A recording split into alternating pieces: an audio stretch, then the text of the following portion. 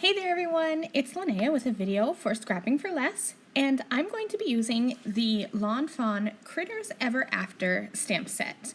So I am just pulling off the little castle image as well as the dragon and the flames to come out of his mouth, and those are going to be my images that I'm going to use for my card. So I'm stamping them onto some 110-pound cardstock with some alcohol marker friendly ink, and then I'm just going to do some simple coloring. And I left a little bit of the coloring in, not all of it, just because it's fairly simple coloring. So lately, when I've been coloring my images, I have been trying to leave more neutral color zones. I always struggle with coloring, and it always looks like there's too many colors, and I found that adding in some neutral colors like white or gray really make my images look more, I guess you could say, clean. They don't look as jumbled. So for instance, I'm going to keep the castle white. I'll color the flags a blue turquoise color, as well as the door handle and the window panes there. But I'm going to color the doors and the tops of the towers a darker gray, and I'm keeping the castle white. I'll add some yellow to the inside of the windows to mimic some light shining from the castle windows. And then for the dragon, I have the fire with orange and yellow, and I'm going to paint the spines the same way. The horns, the stomach, and the wings of my dragon are going to be the gray color to match the castle. And then the body of the dragon is going to be white. So everything is going to kind of go together. And I chose the blue for the flags on the castle because blue and orange look good together.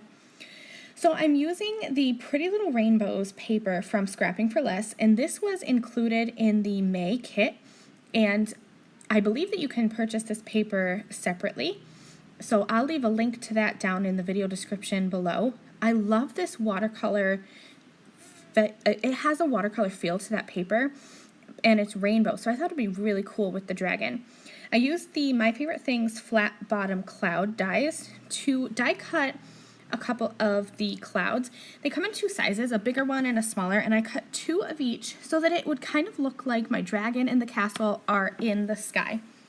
I've laid out my die cuts and my colored images how I want them to be arranged on my panel, and the clouds were kind of blending together. So I grabbed some Hickory Smoke Distress ink and my blender brushes, and I'm just going to add the lightest touch of gray going around these clouds, and that's going to give them some definition and help them stand out. Originally, I was only going to do it on the bottoms of the clouds, but I wanted to do it on the tops and all around so that the clouds that are layered together would stand out. When it's white on white, it looked like it was just a blob of white, and I didn't like how it was looking. So I added some gray, and that will also tie in with the coloring on the dragon and the castle. One tip I have when you're coloring is to keep your colors, I guess you could say, consistent. If you use the same color multiple places on your card, it's going to look cohesive and it's going to look like things go together. So I'm using some liquid glue to adhere parts of my images down and some foam squares to add some dimension to others. My sentiment, I stamped, it is from the Critters Ever After stamp set, but I cut my stamp so that I could stack my sentiment. I stamped it onto some strips of white cardstock, and then I'm going to add little pieces of fun foam behind it so that they could be dimensional as well. And that is the end of my card. I added some clear glitter to the images. I hope you'll head over to my blog or to the Scrapping for Less blog to see still photos of this project. Thank you so much for watching. I'll catch you next time. Bye!